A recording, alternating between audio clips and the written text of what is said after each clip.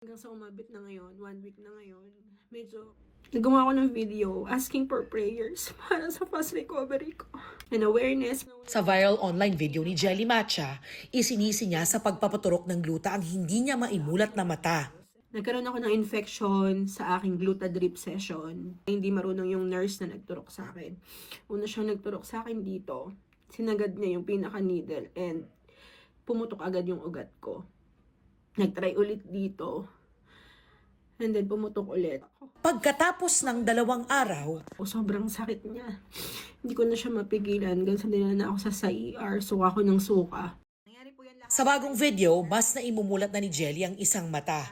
Ayon umano sa kanyang ophthalmologist, nagka-impeksyon siya at naapektuhan ng nerve sa kanyang mata. Yung vision ko po ngayon, yung concern kasi po nga, tatlo yung, medyo na-open ko na siya, pero kung nakikita niyo po yan sa eyeball, nakakakita ng konti pero tatlo po yung paningin ko. Sabi ng nakausap kong board-certified ophthalmologist na si Dr. Ito Suitanco, generally, IV drugs, gluta for example, generally do not cause infections except kung contaminated either yung drug or yung needle na ginamit. Yung needle, yung paraphernalia na ginamit para maipasok yung drug.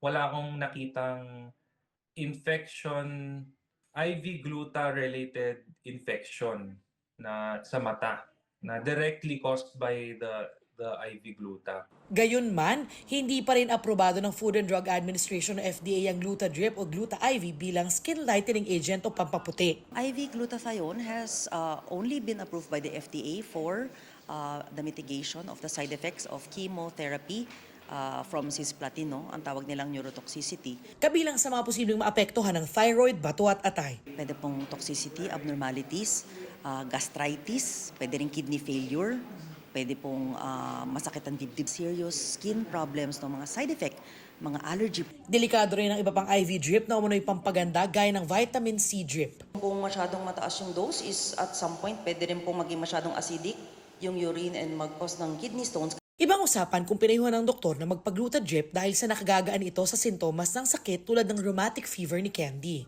Nung hindi pa po ako na-diagnose na merong autoimmune disease, nagpa-drip na po ako kasi yung kamay ko po, itong both hands ko po is parang ang sakit po, hindi ko po mabend. Namamaga po siya lagi. Simula po nung nag-IV drips na po ako, hindi na po siya sumasakit. Ito po ay natuturing lamang na gamot pang cancer.